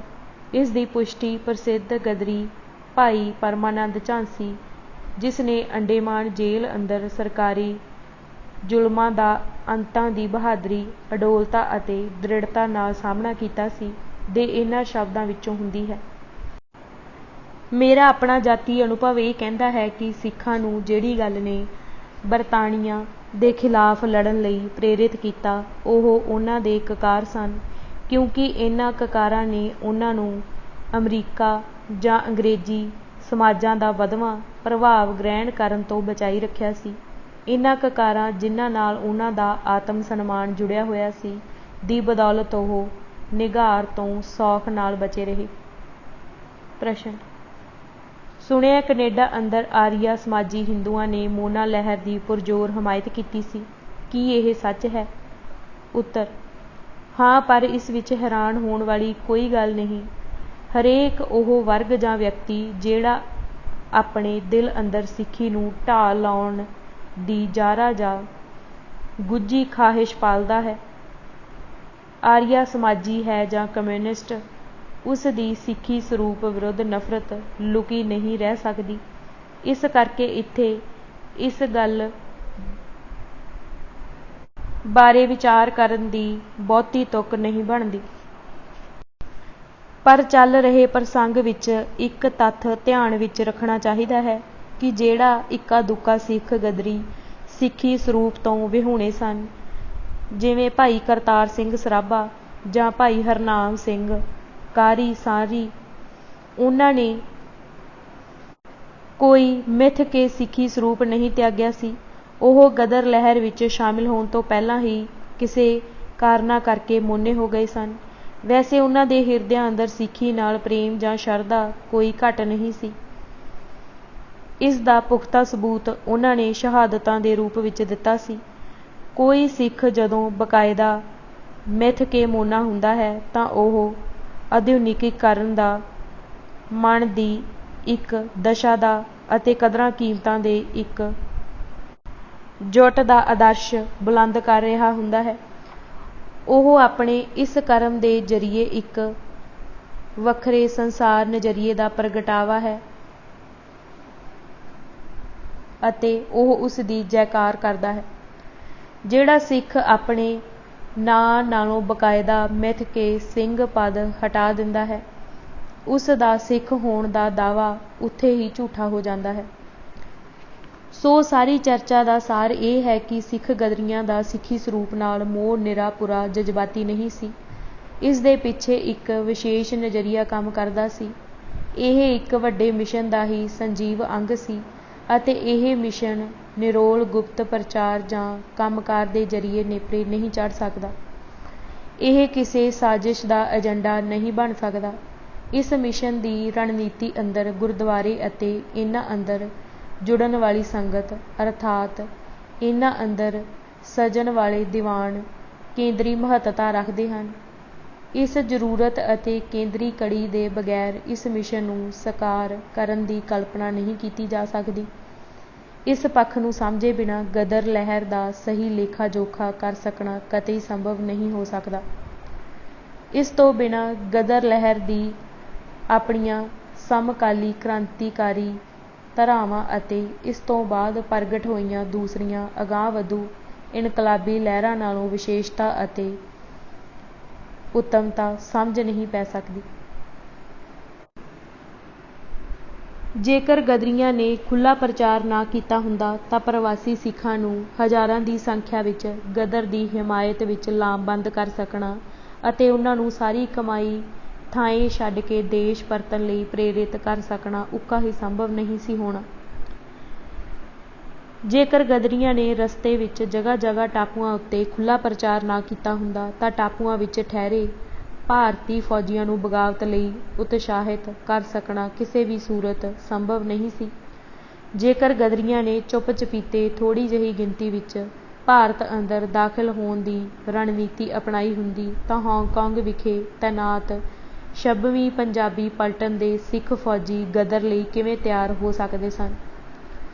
ਗੁਰਦੁਆਰੇ ਅੰਦਰ ਗਦਰੀ ਆਗੂਆਂ ਦੇ ਜੋਸ਼ ਉਪਜਾਊ ਭਾਸ਼ਣ ਸੁਣ ਕੇ ਹੀ ਉਹਨਾਂ ਨੇ ਆਪਣੀ ਜਾਨ ਜੋਖੇ ਵਿੱਚ ਪਾ ਕੇ ਬਗਾਵਤ ਵਿੱਚ ਭਾਈਵਾਲ ਬਣਨ ਦਾ ਫੈਸਲਾ ਕੀਤਾ ਸੀ।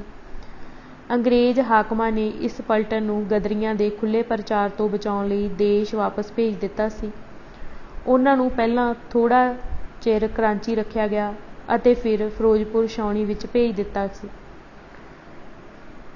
ਗਦਰ ਪਾਰਟੀ ਨੇ ਭਾਰਤੀ ਫੌਜ ਅੰਦਰ ਬਗਾਵਤ ਕਰਾਉਣ ਦੀ ਜਿਹੜੀ ਪਲੈਨ ਤਿਆਰ ਕੀਤੀ ਸੀ, ਉਸ ਅਨੁਸਾਰ ਇਸ 26ਵੀਂ ਪੰਜਾਬੀ ਪਲਟਨ ਨੇ ਹੀ ਫਿਰੋਜ਼ਪੁਰ ਤੋਂ ਬਗਾਵਤ ਦਾ ਬਿਗਲ ਵਜਾਉਣਾ ਸੀ, ਪਰ ਮੁਖਬਰ ਦੀ ਕਰਤੂਤ ਕਰਕੇ ਇਹ ਯੋਜਨਾ ਨੇਪਰੇ ਨਾ ਚੜ੍ਹ ਸਕੀ।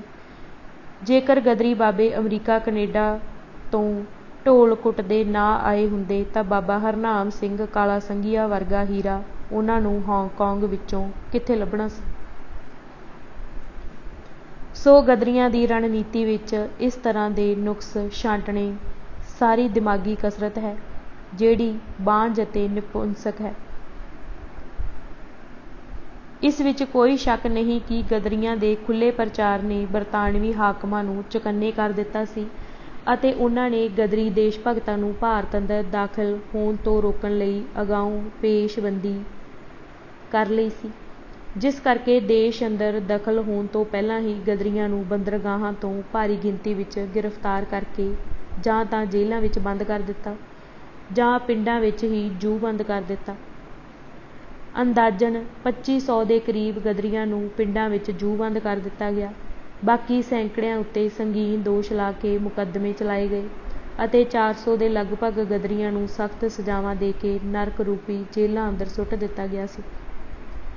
ਪਰ ਫਿਰ ਵੀ ਕੁਝ ਗਦਰੀ ਬਚ ਬਚਾ ਕੇ ਦੇਸ਼ ਅੰਦਰ ਦਾਖਲ ਹੋਣ ਵਿੱਚ ਸਫਲ ਹੋ ਗਏ ਸਨ, ਜਿਸ ਤੋਂ ਪਤਾ ਲੱਗਦਾ ਹੈ ਕਿ ਜੇਕਰ ਗਦਰੀ ਆਗੂਆਂ ਨੇ ਖੁੱਲ੍ਹੇ ਪ੍ਰਚਾਰ ਸਦਕਾ ਪੈਦਾ ਹੋਣ ਵਾਲੀ ਸਥਿਤੀ ਨੂੰ ਥੋੜ੍ਹਾ ਜਿਹਾ ਅਗਾਊਂ ਭਾਂਪ ਲਿਆ ਹੁੰਦਾ ਤਾਂ ਖੁੱਲ੍ਹੇ ਪ੍ਰਚਾਰ ਦੇ ਬਾਵਜੂਦ ਆਗੂ ਸਫਾਂ 'ਚੋਂ ਹੋਰ ਵੱਧ ਗਦਰੀ ਦੇਸ਼ ਵਿੱਚ ਦਾਖਲ ਹੋਣ ਵਿੱਚ ਕਾਮਯਾਬ ਹੋ ਸਕਦੇ ਸਨ।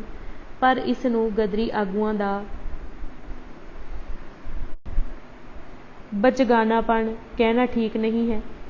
ਜਿਹੜੀਆਂ ਗੱਲਾਂ ਅੱਜ ਸਾਨੂੰ ਬੜੀਆਂ ਸਰਲ ਅਤੇ ਸਪਸ਼ਟ ਲੱਗਦੀਆਂ ਹਨ, ਇਹ ਵਰਤਾਰੇ ਦੇ ਵਾਪਰਨ ਤੋਂ ਬਾਅਦ ਪੈਦਾ ਹੋਈ ਸਿਆਣਪ ਹੈ।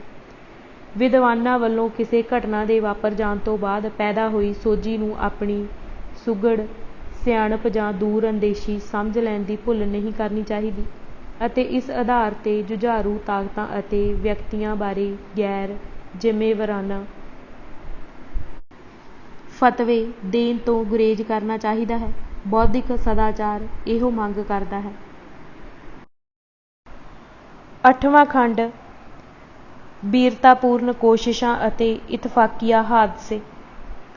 ਭਾਰਤ ਅੰਦਰ ਗਦਰੀਆਂ ਨੇ ਆਪਣਾ ਕੰਮ ਕਈ ਪੱਧਰ 'ਤੇ ਪਲਾਨ ਕੀਤਾ ਸੀ। ਸਮੁੱਚੀ ਯੋਜਨਾ ਦਾ ਸਭ ਨਾਲੋਂ ਅਹਿਮ ਅਤੇ ਕੇਂਦਰੀ ਪੱਖ ਛਾਉਣੀਆਂ ਅੰਦਰ ਸੰਪਰਕ ਬਣਾਉਣੇ ਅਤੇ ਭਾਰਤੀ ਫੌਜੀਆਂ ਨੂੰ ਬਗਾਵਤ ਕਰਨ ਲਈ ਮਨਾਉਣਾ ਸੀ। ਇਸ ਦੇ ਵਾਸਤੇ ਇੱਕ ਤਾਂ ਬਾਹਰੋਂ ਆਏ ਸਾਰੇ ਗਦਰੀਆਂ ਨੂੰ ਆਮ ਸੇਧ ਦਿੱਤੀ ਗਈ ਕਿ ਉਹ ਆਪੋ ਆਪਣੀ ਜਾਣ ਪਛਾਣ ਵਾਲੇ ਫੌਜੀਆਂ ਨੂੰ ਛਾਉਣੀਆਂ ਵਿੱਚ ਜਾ ਕੇ ਮਿਲਣ ਅਤੇ ਉਹਨਾਂ ਨੂੰ ਬਗਾਵਤ ਵਿੱਚ ਸ਼ਾਮਿਲ ਹੋਣ ਲਈ ਪ੍ਰੇਰਨ। ਪਰ ਇਸ ਆਮ ਸੇਧ ਤੋਂ ਇਲਾਵਾ ਪਾਰਟੀ ਦੇ ਅਹਿਮ ਬੰਦਿਆਂ ਦੀਆਂ ਅਲੱਗ-ਅਲੱਗ ਛਾਉਣੀਆਂ ਅੰਦਰ ਵਿਸ਼ੇਸ਼ ਡਿਊਟੀਆਂ ਵੀ ਲਾਈਆਂ ਗਈਆਂ। ਦੂਜਾ ਕੰਮ ਦੇਸ਼ ਅੰਦਰ ਦੇਸ਼ ਭਗਤੀ ਦੇ ਜਜ਼ਬੇ ਤੋਂ ਪ੍ਰੇਰਿਤ ਸਾਰੇ ਵਰਗਾਂ ਦੇ ਰਾਜਸੀ ਆਗੂਆਂ ਅਤੇ ਸੰਸਥਾਵਾਂ ਨਾਲ ਸੰਪਰਕ ਕਾਇਮ ਕਰਕੇ ਉਹਨਾਂ ਦੀ ਹਿਮਾਇਤ ਹਾਸਲ ਕਰਨੀ ਸੀ। ਤੀਜਾ ਪੰਜਾਬ ਅੰਦਰ ਪੇਂਡੂ ਜਨਤਾ ਅੰਦਰ ਇਨਕਲਾਬੀ ਪ੍ਰਚਾਰ ਕਰਕੇ ਲੋਕਾਂ ਨੂੰ ਅਮਰੀਕਾ ਕੈਨੇਡਾ ਦੀ ਤਰਜ਼ ਉੱਤੇ ਗਦਰ ਦੇ ਪੱਖ ਵਿੱਚ ਲਾਮਬੰਦ ਕਰਨਾ ਸੀ। ਚੌਥਾ, ਜਿੱਥੇ ਵੀ ਅਤੇ ਜਿਵੇਂ ਵੀ ਹੋ ਸਕਦਾ ਸੀ, ਵੱਡੀ ਪੱਧਰ 'ਤੇ ਹਥਿਆਰ ਅਤੇ ਗੋਲਾ ਬਰੂਦ ਦਾ ਪ੍ਰਬੰਧ ਕਰਨਾ ਸੀ।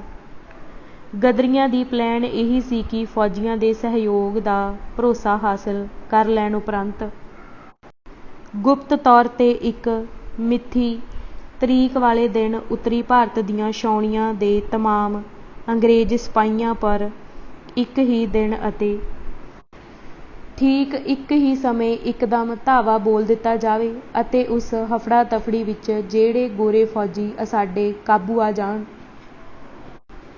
ਉਹਨਾਂ ਨੂੰ ਕੈਦ ਕਰ ਲਿਆ ਜਾਵੇ।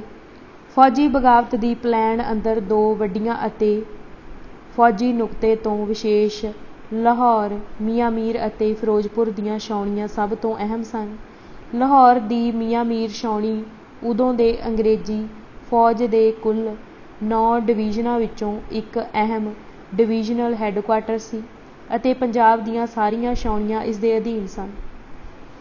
ਇਸ ਕਰਕੇ ਇਸ ਉੱਤੇ ਕਬਜ਼ਾ ਕਰਕੇ ਪੰਜਾਬ ਅੰਦਰ ਅੰਗਰੇਜ਼ੀ ਰਾਜ ਦੀ ਨੀਂਹ ਹਿਲਾਉਣੀ ਜਾਂ ਚਕਨਾਚੂਰ ਕੀਤੀ ਜਾ ਸਕਦੀ ਸੀ। ਇਸ ਛਾਉਣੀ ਵਿੱਚ 23ਵਾਂ ਰਸਾਲਾ ਸੀ, ਜਿਸ ਵਿੱਚ ਜ਼ਿਆਦਾਤਰ ਮਾਝੇ ਦੇ ਗੱਭਰੂ ਸਨ, ਜਿਨ੍ਹਾਂ ਉੱਤੇ ਮਾਝੇ ਦੇ ਤੇਜ ਪ੍ਰਤਾਪ ਵਾਲੇ ਗਦਰੀ ਬਾਬਿਆਂ ਦਾ ਅਤੇ ਉਹਨਾਂ ਦੇ ਇਨਕਲਾਬੀ ਪ੍ਰਚਾਰ ਦਾ ਤਕੜਾ ਅਸਰ ਸੀ। ਇਸ ਛਾਉਣੀ ਦਾ ਕੰਮ ਭਾਈ ਪ੍ਰੇਮ ਸਿੰਘ ਸੁਰਸਿੰਘੀਏ ਨੂੰ ਸੌਂਪਿਆ ਗਿਆ ਸੀ ਅਤੇ ਉਸ ਨੇ ਛੇਤੀ ਹੀ ਦਫੇਦਾਰ ਲਛਮਣ ਸਿੰਘ ਚੂਸਲੇਵੜ ਦੀ ਮਦਦ ਨਾਲ ਇਸ ਰਸਾਲੇ ਦੇ ਦਰਜਨ ਤੋਂ ਵੱਧ ਬੰਦਿਆਂ ਨੂੰ ਪਾਰਟੀ ਨਾਲ ਜੋੜ ਲਿਆ ਸੀ। ਦੂਜੀ ਫਿਰੋਜ਼ਪੁਰ ਦੀ ਛਾਉਣੀ ਕਿਲ੍ਹਾ ਸੀ, ਜਿੱਥੇ ਉੱਤਰੀ ਕਮਾਂਡ ਦਾ ਮੈਗਜ਼ੀਨ ਅਸਲਾਖਾਨਾ ਸੀ, ਜਿਸ ਉੱਤੇ ਕਬਜ਼ਾ ਕਰਕੇ ਸਾਰੀ ਉੱਤਰੀ ਫੌਜ ਲਈ ਜਮ੍ਹਾਂ ਕੀਤੇ ਗੋਲੀ, ਸਿੱਕੇ ਅਤੇ ਬਰੂਦ ਦੇ ਭੰਡਾਰਾਂ ਤੇ ਹਥਿਆਰਾਂ ਨੂੰ ਆਪਣੇ ਹੱਥ ਹੇਠ ਕੀਤਾ ਜਾ ਸਕਦਾ ਸੀ ਅਤੇ ਫਿਰ ਇਹਦੇ ਨਾਲ ਲੋਕਾਂ ਨੂੰ ਹਥਿਆਰਬੰਦ ਕਰਕੇ ਅੰਗਰੇਜ਼ ਹਕੂਮਤ ਵਿਰੁੱਧ ਜੰਚਵੀਂ ਜੰਗ ਲੜੀ ਜਾ ਸਕਦੀ ਸੀ। ਗਦਰ ਰਾਤ ਦੇ ਸਮੇਂ ਸ਼ੁਰੂ ਕਰਨ ਦੀ ਵਿਉਂਤ ਸੀ ਅਤੇ ਸੋਚਿਆ ਇਹ ਗਿਆ ਸੀ ਕਿ ਲਾਹੌਰ ਮੀਆਂ ਮੀਰ ਦੇ ਫੌਜੀ ਅਸਲਾਖਾਨੇ ਉੱਤੇ ਕਬਜ਼ਾ ਕਰਕੇ ਸ਼ਹਿਰ ਦੇ ਸੂਚਨਾ ਸੰਪਰਕ ਕੱਟ ਦਿੱਤੇ ਜਾਣ ਅਤੇ ਅੰਗਰੇਜ਼ ਲੋਕਾਂ ਨੂੰ ਕੈਦ ਕਰ ਲਿਆ ਜਾਵੇ। ਇਸ ਉਪਰੰਤ ਸਾਰੇ ਮਾਝੇ ਵਿੱਚ ਬਗਾਵਤ ਮਚਾ ਕੇ ਸਰਕਾਰੀ ਖਜ਼ਾਨੇ ਲੁੱਟ ਲਏ ਜਾਣ ਅਤੇ ਜੇਲ੍ਹਾਂ ਵਿੱਚੋਂ ਸਾਰੇ ਕੈਦੀ ਆਜ਼ਾਦ ਕਰ ਦਿੱਤੇ ਜਾਣ। ਉਸ ਤੋਂ ਪਿੱਛੋਂ ਸ਼ਹਿਰ ਦਾ ਇੰਤਜ਼ਾਮ ਆਪਣੇ ਚੁਣਵੇਂ ਯੋਗ ਵਿਅਕਤੀਆਂ ਨੂੰ ਸੌਂਪ ਕੇ ਸਾਰੇ ਗਦਰੀਆਂ ਦੇ ਜਥੇ ਪੰਜਾਬ ਵਿੱਚ ਇਕੱਠੇ ਹੋ ਜਾਣ। ਬਾਅਦ ਵਿੱਚ ਸਚਿੰਦਰ ਨਾਥ ਸਨਿਆਲ ਨੇ ਬੰਦੀ ਜੀਵਨ ਵਿੱਚ ਇਸ ਯੁੱਧ ਨੀਤੀ ਦੀ ਇਹ ਵਿਆਖਿਆ ਦਿੱਤੀ ਸੀ: ਅਸੀਂ ਲੋਕ ਅਜਿਹਾ ਨਹੀਂ ਸਮਝ ਬੈਠੇ ਸਾਂ ਕਿ ਗਦਰ ਸ਼ੁਰੂ ਹੋਣ ਤੋਂ ਲੈ ਕੇ ਅੰਤ ਤੱਕ ਅੰਗਰੇਜ਼ਾਂ ਦੇ ਸਾਹਮਣੇ ਯੁੱਧ ਵਿੱਚ ਸਾਡੀ ਜਿੱਤ ਹੀ ਜਿੱਤ ਹੁੰਦੀ ਜਾਵੇਗੀ, ਕਿੰਤੂ ਸਾਨੂੰ ਭਰੋਸਾ ਸੀ ਕਿ ਉੱਪਰ ਲਿਖੇ ਢੰਗ ਨਾਲ ਜਿੱਥੇ ਗਦਰ ਮਚਿਆ ਉੱਥੇ ਇੱਕ ਅਜਿਹੀ ਵਿਚਿੱਤਰ ਹਾਲਤ ਪੈਦਾ ਹੋ ਜਾਵੇਗੀ ਕਿ ਜੇਕਰ 1 ਸਾਲ ਤੱਕ ਅਸੀਂ ਇਸ ਯੁੱਧ ਨੂੰ ਠੀਕ ਲੀਹਾਂ 'ਤੇ ਜਾਰੀ ਰੱਖ ਸਕੇ ਤਾਂ ਹੋਰ ਦੇਸ਼ਾਂ ਦੀਆਂ ਭਿੰਨ-ਭਿੰਨ ਜਾਤੀਆਂ ਜਾਂ ਕੌਮਾਂ ਦੀਆਂ ਆਪਸੀ ਵਿਰੋਧਤਾਈਆਂ ਦੇ ਨਤੀਜੇ ਵਜੋਂ ਅੰਗਰੇਜ਼ਾਂ ਦੇ ਦੁਸ਼ਮਣਾਂ ਦੀ ਸਹਾਇਤਾ ਨਾਲ ਦੇਸ਼ ਨੂੰ ਆਜ਼ਾਦ ਕਰਾ ਲੈਣ ਸਾਡੇ ਲਈ ਬੇਹੱਦ ਮੁਸ਼ਕਿਲ ਹੋਣ ਦੇ ਬਾਵਜੂਦ ਅਸੰਭਵ ਨਹੀਂ ਹੋਵੇਗਾ। ਸਰਦਾਰ ਜਗਜੀਤ ਸਿੰਘ ਸਾਰੇ ਹਿਸਾਬ ਕਿਤਾਬ ਲਾ ਕੇ ਇਸ ਨਿਰਣੇ 'ਤੇ ਅਪੜੇ ਸਨ ਕਿ ਸਾਰੇ ਵਾਕਿਆਤ, ਜਿਨ੍ਹਾਂ ਬਾਰੇ ਸ਼ੱਕ ਨਹੀਂ, ਇਹ ਜ਼ਾਹਿਰ ਕਰਦੇ ਹਨ ਕਿ ਇੱਕ ਵਾਰ ਲਾਹੌਰ ਫਿਰੋਜ਼ਪੁਰ ਗਦਰ ਸ਼ੁਰੂ ਹੋ ਜਾਣ ਉੱਤੇ ਬਾਕੀ ਦੀਆਂ ਛਾਉਣੀਆਂ ਵਿੱਚ ਫੌਜੀਆਂ ਦੇ ਗਦਰੀਆਂ ਨਾਲ ਰਲ ਜਾਣ ਦੀ ਬਹੁਤ ਸੰਭਾਵਨਾ ਸੀ। ਮਾਈਕਲ ਅਡਵਾਇਰ ਨੇ ਗਦਰੀਆਂ ਦੀ ਉਪਰੋਕਤ ਪਲੈਨ ਨੂੰ ਇੱਕ ਦਲੇਰਾਨਾ ਵਿਉਂਤ ਕਿਹਾ ਸੀ ਅਤੇ ਉਸ ਦੇ ਖਿਆਲ ਵਿੱਚ ਇਹ ਵਿਉਂਤ ਹਵਾਈ ਨਹੀਂ ਸੀ। ਇਸ ਪਲੈਨ ਦੀ ਸਫਲਤਾ ਵਾਸਤੇ ਦੇਸੀ ਅਤੇ ਕੌਮਾਂਤਰੀ ਹਾਲਤਾਂ ਸਾਜ਼ਗਾਰ ਸਨ। ਕਾਮਯਾਬੀਆਂ ਅਤੇ ਮਾਯੂਸੀਆਂ। ਗਦਰੀ ਇਨਕਲਾਬੀ ਦੇਸੀ ਪਲਟਨਾਂ ਖਾਸ ਕਰਕੇ ਸਿੱਖ ਫੌਜੀਆਂ ਨੂੰ ਗਦਰ ਵਾਸਤੇ ਪ੍ਰੇਰਣ ਵਿੱਚ ਹੈਰਾਨੀ ਦੀ ਹੱਦ ਤੱਕ ਕਾਮਯਾਬ ਹੋ ਗਏ ਸਨ।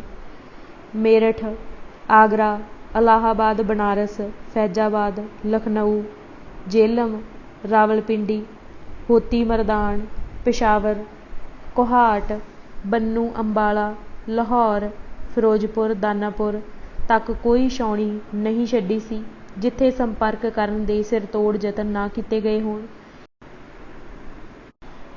ਇਕੱਲੇ ਕਰਤਾਰ ਸਿੰਘ ਸਰਾਭਾ ਨੇ ਦਿਨਾਂ ਦੇ ਅੰਦਰ ਹੀ ਉੱਤਰ ਵਿੱਚ ਲਖਨਊ, ਇਲਾਹਾਬਾਦ ਤੋਂ ਲੈ ਕੇ ਦੱਖਣ ਪੱਛਮ ਵਿੱਚ ਫਿਰੋਜ਼ਪੁਰ ਤੱਕ ਅੱਧੀ ਦਰਜਨ ਤੋਂ ਵੱਧ ਛਾਉਣੀਆਂ ਗਾਹ ਮਾਰੀਆਂ ਸਨ। ਜਿੱਥੇ ਜਿੱਥੇ ਵੀ ਸਿੱਖ ਪਲਟਨਾਂ ਤੈਨਾਤ ਸਨ, ਉੱਥੇ ਗਦਰੀਆਂ ਨੂੰ ਤਕੜਾ ਹੁੰਗਾਰਾ ਮਿਲਿਆ। ਜਿੱਥੇ ਕੋਈ ਸਿੱਖ ਪਲਟਣਾ ਨਹੀਂ ਸੀ, ਜਿਵੇਂ ਆਗਰਾ, ਉੱਥੇ ਸਿਪਾਹੀਆਂ ਨੇ ਕੋਈ ਲੜ ਪੱਲਾ ਨਾ ਫੜਾਇਆ। ਬੰਗਾਲੀ ਕ੍ਰਾਂਤੀਕਾਰੀਆਂ ਨੇ ਉੱਤਰੀ ਭਾਰਤ ਦੀਆਂ ਛਾਉਣੀਆਂ, ਜਿੱਥੇ ਰਾਜਪੂਤ ਅਤੇ ਹੋਰ ਹਿੰਦੂ ਜਾਤੀਆਂ ਦੇ ਫੌਜੀ ਵਧੇਰੇ ਸਨ, ਵਿੱਚ ਬਗਾਵਤ ਕਰਾਉਣ ਦਾ ਜ਼ਿੰਮਾ ਓਂਟਿਆ ਸੀ, ਪਰ ਉਹਨਾਂ ਨੂੰ ਕਿਤੋਂ ਵੀ ਬਹੁਤੀ ਸਫਲਤਾ ਹਾਸਿਲ ਨਾ ਹੋਈ। ਮੁਕੱਦਮਿਆਂ ਦੀਆਂ ਕਾਰਵਾਈਆਂ ਤੋਂ ਪਤਾ ਲੱਗਦਾ ਹੈ ਕਿ ਕਾਨਪੁਰ ਅਤੇ ਇਲਾਹਾਬਾਦ ਦੀਆਂ ਛਾਉਣੀਆਂ ਆਦਿ 'ਚੋਂ ਕੋਈ ਵੀ ਕੰਮ ਦਾ ਬੰਦਾ ਨਾ ਲੱਭਿਆ। ਪ੍ਰਸ਼ਨ: ਪਰ ਕਿਹਾ ਜਾਂਦਾ ਹੈ ਕਿ ਫੌਜੀ ਫਰੰਟ ਦੀ ਤੁਲਨਾ ਵਿੱਚ ਗਦਰੀਆਂ ਨੂੰ ਰਾਜਸੀ ਫਰੰਟ ਅਤੇ ਬਹੁਤੀ ਕਾਮਯਾਬੀ ਨਸੀਬ ਨਹੀਂ ਹੋ ਸਕੀ ਸੀ। ਇਸ ਦੇ ਕਾਰਨ ਤੁਸੀਂ ਕੀ ਸਮਝਦੇ ਹੋ? ਉੱਤਰ: ਇਹ ਪ੍ਰਭਾਵ ਦਾ ਪੂਰਾ ਠੀਕ ਨਹੀਂ ਹੈ।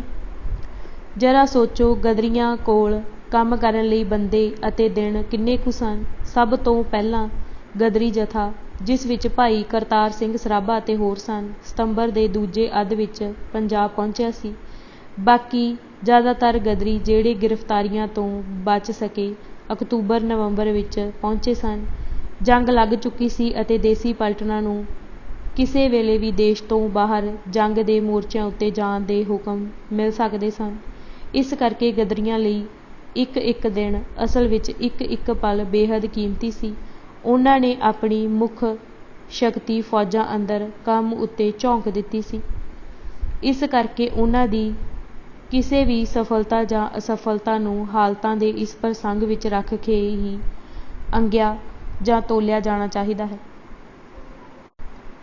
ਕਰਤਾਰ ਸਿੰਘ ਸਰਾਭਾ ਨੇ ਪੰਜਾਬ ਅੰਦਰ ਪੈਰ ਪਾਉਂਦਿਆਂ ਹੀ ਰਾਜਸੀ ਆਗੂਆਂ ਅਤੇ ਸੰਸਥਾਵਾਂ ਨਾਲ ਸੰਪਰਕ ਕਰਨਾ ਸ਼ੁਰੂ ਕਰ ਦਿੱਤਾ ਸੀ। ਉਸ ਨੂੰ ਜਿੱਥੋਂ ਵੀ ਹਮਾਇਤ ਦੀ ਉਮੀਦ ਜਾਂ ਸੰਭਾਵਨਾ ਨਜ਼ਰ ਆਉਂਦੀ ਸੀ, ਉੱਥੇ ਜਾ ਕੁੰਡਾ ਖੜਕਾਇਆ ਸੀ। ਪੰਜਾਬ ਅੰਦਰ ਉਸ ਵੇਲੇ ਦੂਸਰੇ ਵਰਗਾਂ ਦੀ ਤੁਲਨਾ ਵਿੱਚ ਸਿੱਖ ਰਾਜਸੀ ਤੌਰ 'ਤੇ ਸਭ ਨਾਲੋਂ ਵੱਧ ਸਰਗਰਮ ਸਨ।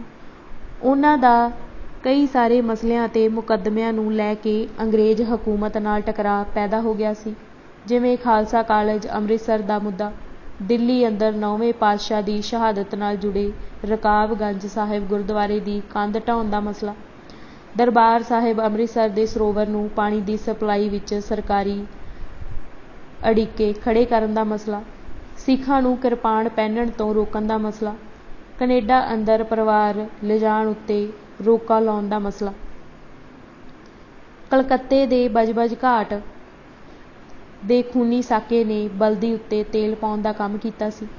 ਸਿੱਖ ਜਗਤ ਅੰਦਰ ਅੰਗਰੇਜ਼ ਹਕੂਮਤ ਵਿਰੁੱਧ ਰੋਹ ਦੇ ਭਾਂਬੜ ਬਲ ਉੱਠੇ ਸਨ।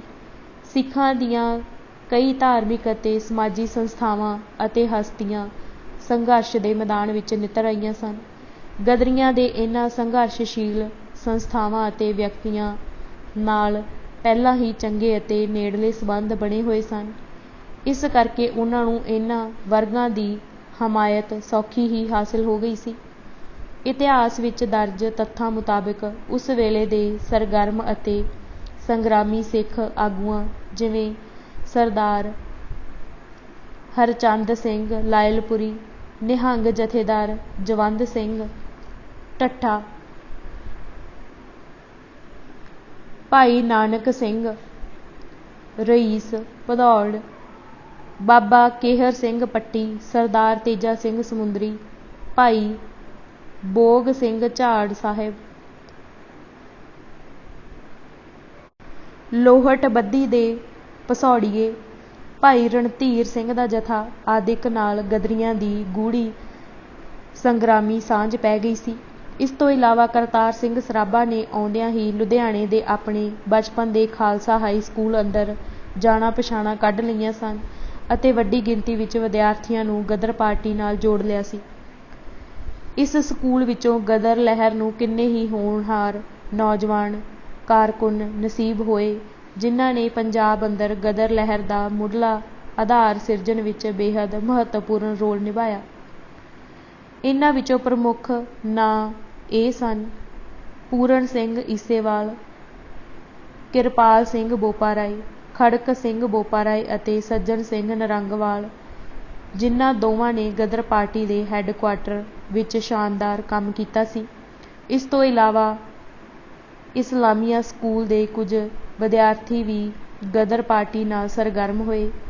ਇਹਨਾਂ ਵਿੱਚੋਂ ਇੱਕ ਸੁੱਚਾ ਸਿੰਘ ਸੀ, ਜਿਹੜਾ ਲਹਿਰ ਦੇ ਫੇਲ ਹੋ ਜਾਣ ਉਪਰੰਤ ਭਾਵੇਂ ਵਾਦਾ ਮੁਆਫ ਗਵਾਹ ਬਣ ਗਿਆ ਸੀ, ਪਰ ਭਲਿਆਂ ਦਿਨਾਂ ਵਿੱਚ ਉਸ ਨੇ ਛਾਉਣੀਆਂ ਵਿੱਚ ਸਭ ਨਾਲੋਂ ਮੂਹਰੇ ਹੋ ਕੇ ਕੰਮ ਕੀਤਾ ਸੀ। ਪੰਜਾਬ ਦੇ ਹਿੰਦੂ ਵਰਗ ਅੰਦਰ ਉਦੋਂ ਆਰੀਆ ਸਮਾਜ ਹੀ ਰਾਜਸੀ ਪੱਖ ਤੋਂ ਵੱਧ ਜਾਗਰੂਕ ਅਤੇ ਸਰਗਰਮ ਸੀ, ਪਰ ਇਸ ਅੰਦਰ ਕਾਫੀ ਅਲੱਗ-ਅਲੱਗ ਕਿਸਮ ਦੇ ਰੁਝਾਨ ਕਿਰਿਆਸ਼ੀਲ ਸਨ। 1907 ਵਿੱਚ ਬਣੀ ਭਾਰਤ ਮਾਤਾ ਸੁਸਾਇਟੀ ਦੇ ਜਿਹੜੇ ਇੱਕਾ-ਦੁੱਕਾ ਮੈਂਬਰ ਉਸ ਵੇਲੇ ਸਰਗਰਮ ਸਨ, ਜਿਵੇਂ ਰਾਮਸਰਨ ਦਾਸ ਤਲਵਾੜ, ਮਹਿਤਾ ਆਨੰਦ ਕਿਸ਼ੋਰ ਅਤੇ ਲਾਲ ਕੇਦਾਰਨਾਥ ਸਹਿਗਲ ਆਦਿ, ਉਹਨਾਂ ਨਾਲ ਕਰਤਾਰ ਸਿੰਘ ਸਰਾਭਾ ਨੇ ਭਾਈ ਪਰਮਾਨੰਦ ਲਾਹੌਰ ਦੇ ਜ਼ਰੀਏ ਰਾਬਤਾ ਕਾਇਮ ਕੀਤਾ ਅਤੇ ਬੰਗਾਲ ਦੇ ਕ੍ਰਾਂਤੀਕਾਰੀਆਂ ਨਾਲ ਸਿਆਣ ਕੱਢਣ ਵਿੱਚ ਉਹਨਾਂ ਦੀ ਮੁੱਢਲੀ ਮਦਦ ਲਈ।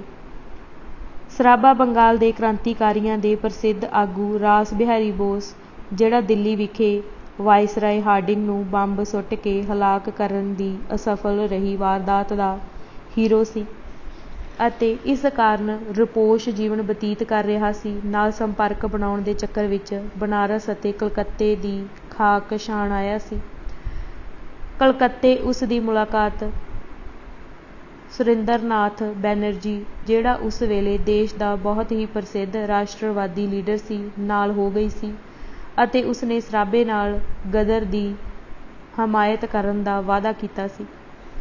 ਬੰਗਾਲੀਆਂ ਨੂੰ ਜਦ ਪੰਜਾਬੀ ਗਦਰੀਆਂ ਦੀ ਬਗਾਵਤ ਦੀ ਗੰਭੀਰ ਯੋਜਨਾ ਦਾ ਪਤਾ ਲੱਗਾ ਤਾਂ ਉਹਨਾਂ ਦੀ ਇਸ ਲਹਿਰ ਵਿੱਚ ਤਿੱਖੀ ਦਿਲਚਸਪੀ ਪੈਦਾ ਹੋ ਗਈ ਸੀ ਅਤੇ ਥੋੜ੍ਹੇ ਹੀ ਚਿਰ ਪਿੱਛੋਂ ਉਹ ਰਾਸ ਬਿਹਾਰੀ ਬੋਸ ਦਾ ਖਾਸ ਵਿਸ਼ਵਾਸ ਪਾਤਰ ਸਚਿੰਦਰ ਸਨਿਆਲ ਪੰਜਾਬ ਆਇਆ ਅਤੇ ਗਦਰੀਆਂ ਨਾਲ ਪੱਕਾ ਰਾਬਤਾ ਸਥਾਪਿਤ ਕਰਕੇ ਰਾਸ ਬਿਹਾਰੀ ਬੋਸ ਨੂੰ ਲੈਣ ਲਈ ਬਨਾਰਸ ਚਲਾ ਗਿਆ।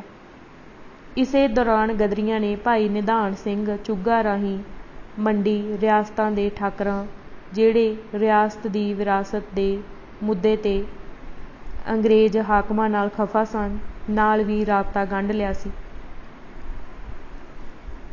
ਇਹਨਾਂ ਰਾਜਸੀ ਯਤਨਾਂ ਦੇ ਨਾਲੋਂ ਨਾਲ ਗਦਰੀਆਂ ਨੇ ਪਿੰਡਾਂ ਅੰਦਰ ਗਦਰ ਦੇ ਪ੍ਰਚਾਰ ਦੀ ਮੁਹਿੰਮ ਦਾ ਸਿਲਸਿਲਾ ਵੀ ਤੋਰਿਆ। ਪ੍ਰਚਾਰ ਦਾ ਸਭ ਤੋਂ ਅਸਰਦਾਰ ਸਾਧਨ ਗੁਰਦੁਆਰਿਆਂ ਅੰਦਰ ਲੱਗਣ ਵਾਲੇ ਦੀਵਾਨ ਅਤੇ ਜੋੜ ਮੇਲੇ ਸਨ। ਗਦਰੀ ਇਨਕਲਾਬੀਆਂ ਨੂੰ ਜਿੱਥੇ ਵੀ ਮੌਕਾ ਮਿਲਿਆ ਨਨਕਾਣਾ ਸਾਹਿਬ ਦਾ ਗੁਰਪੁਰਬ ਜੋੜ ਮੇਲਾ, ਮੁਕਤਸਰ ਮਾਘੀ ਦਾ ਮੇਲਾ, ਤਰਨ ਤਾਰਨ ਦੀ ਮੱਸਿਆ ਆਦਿ ਉਹਨਾਂ ਧਾਰਮਿਕ ਸਟੇਜਾਂ ਉੱਤੋਂ ਸਿੱਖ ਸੰਗਤਾਂ ਨੂੰ ਗਦਰ ਦਾ ਸੁਨੇਹਾ ਦੇਣ ਦਾ ਅਵਸਰ ਨਹੀਂ ਖੁੰਝਾਇਆ। ਭਾਵੇਂ ਪੁਲਿਸ ਨੇ ਪੇਂਡੂ ਖੇਤਰਾਂ ਅੰਦਰ ਚਾਰੋਂ ਤਰਫ ਆਪਣੇ ਮੁਖਬਰਾਂ ਅਤੇ ਸੂਈਆਂ ਦਾ ਜਾਲ ਵਿਛਾਇਆ ਹੋਇਆ ਸੀ, ਪਰ ਗਦਰੀ ਯੋਧਿਆਂ ਨੇ ਇਸ ਦੀ ਰਤੀ ਪਰਵਾਹ ਨਾ ਕੀਤੀ ਅਤੇ ਆਪਣੀਆਂ ਪ੍ਰਚਾਰ ਸਰਗਰਮੀਆਂ ਲਗਾਤਾਰ ਬੇਰੋਕ ਜਾਰੀ ਰੱਖੀਆਂ।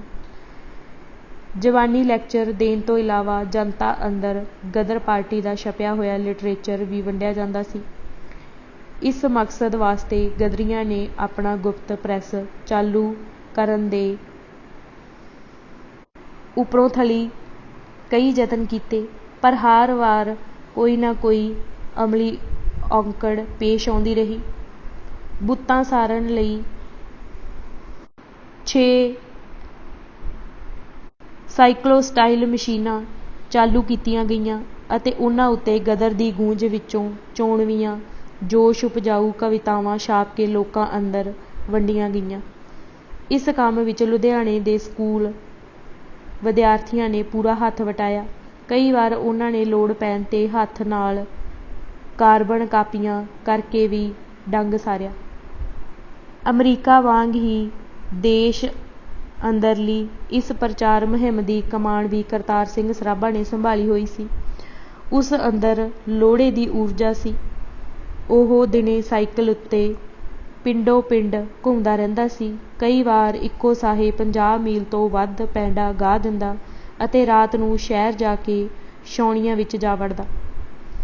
ਭਾਈ ਬੰਤਾ ਸਿੰਘ ਸੰਘਵਾਲ, ਰੂੜ ਸਿੰਘ ਸੰਘਵਾਲ ਅਤੇ ਹਰਨਾਮ ਸਿੰਘ ਕੋਟਲਾ ਕਪੂਰਥਲੇ ਦੇ ਪਿੰਡ ਗਾਉਂਦੇ ਫਿਰਦੇ। ਭਾਈ ਪਿਆਰਾ ਸਿੰਘ ਲੰਗੇਰੀ ਮਾਹਲਪੁਰ ਇਲਾਕੇ ਦੇ ਪਿੰਡਾਂ ਵਿੱਚ ਗਦਰ ਦਾ ਹੋਕਾ ਦਿੰਦਾ। ਬਾਬਾ ਨਿਧਾਨ ਸਿੰਘ ਚੁੱਗਾ ਲੁਧਿਆਣੇ ਦੇ ਇਲਾਕੇ ਵਿੱਚ ਪਿੰਡਾਂ ਅੰਦਰ ਲੱਗਣ ਵਾਲਾ ਕੋਈ ਦੀਵਾਨ ਨਾ ਛੱਡਦਾ ਅਤੇ ਨਿਧੜਕ ਹੋ ਕੇ ਸੰਗਤਾਂ ਨੂੰ ਗਦਰ ਕਰਨ ਲਈ ਉਭਾਰਦਾ। ਲੁਧਿਆਣੇ ਵਿੱਚ ਹੀ ਭਾਈ ਸਾਹਿਬ ਭਾਈ ਰਣਧੀਰ ਸਿੰਘ ਜੀ ਨਰੰਗਵਾਲ ਦੀਵਾਨਾਂ ਅਤੇ ਅਖੰਡ ਪਾਠਾਂ ਉੱਤੇ ਸਿੱਖ ਸੰਗਤਾਂ ਨੂੰ ਗਦਰ ਪਾਰਟੀ ਦਾ ਸੰਦੇਸ਼ ਦਿੰਦੇ। ਭਾਈ ਗਾਂਧਾ ਸਿੰਘ ਕੰਚਰ ਭੰਨ ਅਤੇ ਭਾਈ ਅਰਜਨ ਸਿੰਘ ਨੇ ਜਗਰਾਓਂ ਦੇ ਪਿੰਡਾਂ ਵਿੱਚ ਖੁੱਲ੍ਹੇ ਪ੍ਰਚਾਰ ਦਾ ਅਖਾੜਾ ਮੰਗਾ ਰੱਖਿਆ ਸੀ।